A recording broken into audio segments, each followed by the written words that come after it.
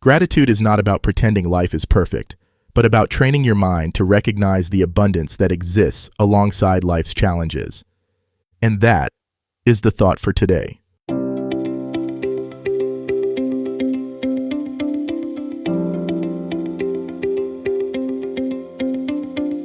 Welcome to 7 Good Minutes.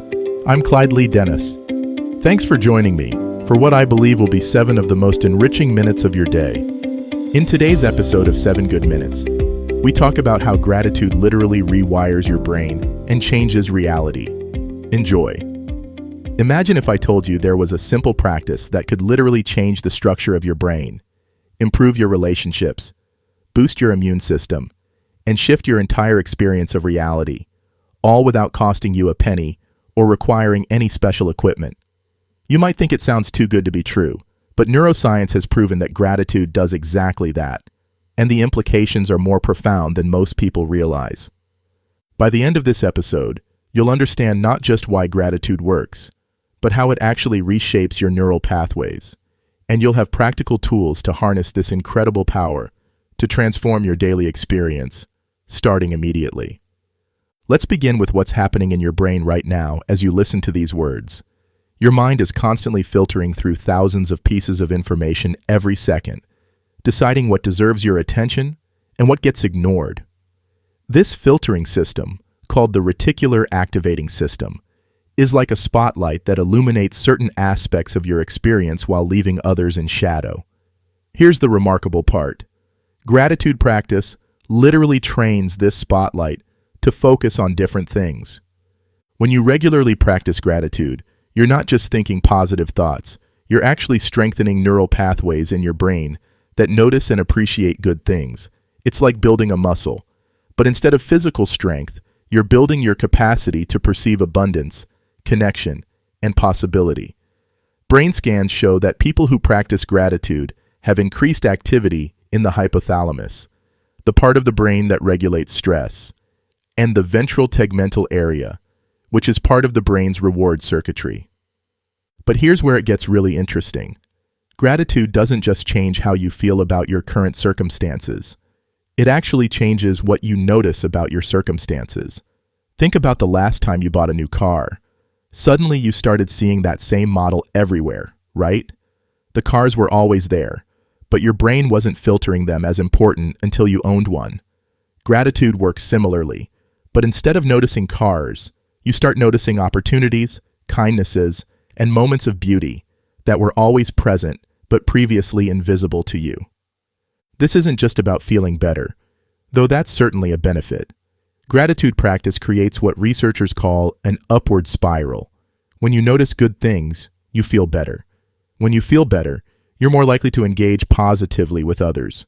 When you engage positively with others, they respond more warmly to you. When people respond warmly to you, you have more good things to notice.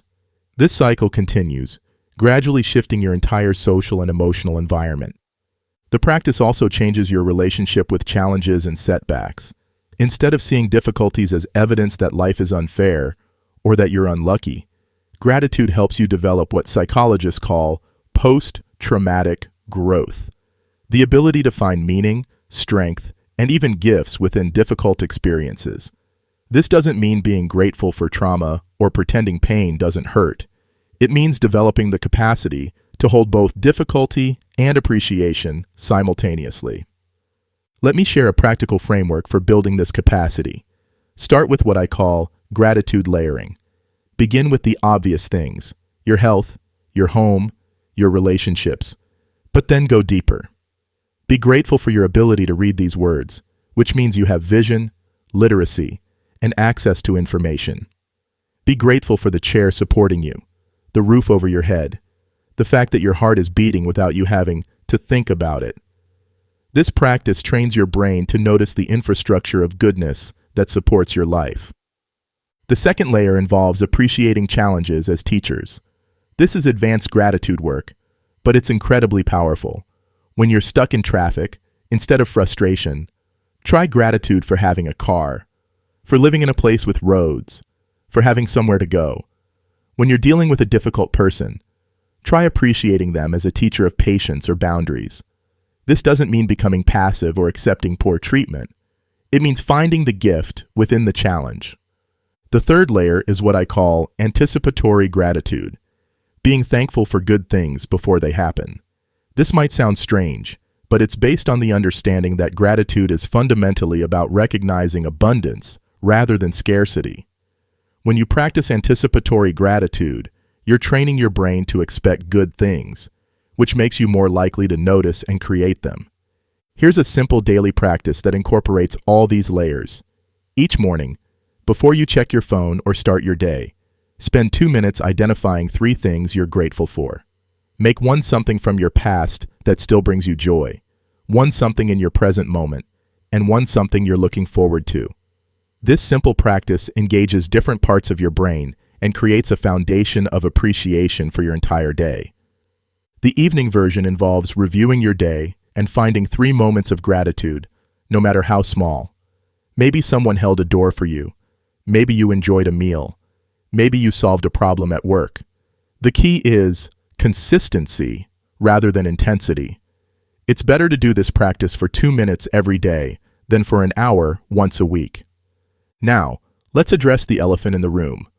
What about when life is genuinely difficult? When you're facing loss, illness, financial stress, or relationship problems? Gratitude practice doesn't mean pretending these challenges don't exist, or that you should be happy about them. Instead, it means finding small anchors of stability and goodness, even in the storm. During difficult times, gratitude might look like appreciating the friend who checks on you, the fact that you have running water, or simply that this difficult moment will eventually pass. It's not about toxic positivity. It's about maintaining your capacity to notice light, even when you're walking through darkness. The neuroscience is clear. Your brain is constantly changing based on what you repeatedly focus on. Every time you practice gratitude, you're literally rewiring your neural networks to be more attuned to positive experiences. Over time, this doesn't just change how you feel. It changes what you perceive, how you interact with others, and ultimately, the reality you create and live within. Gratitude is not just a nice idea or a spiritual platitude. It's a scientifically proven tool for transformation. It's a way of training your brain to see the world more accurately by noticing the good that's always been there alongside the challenges.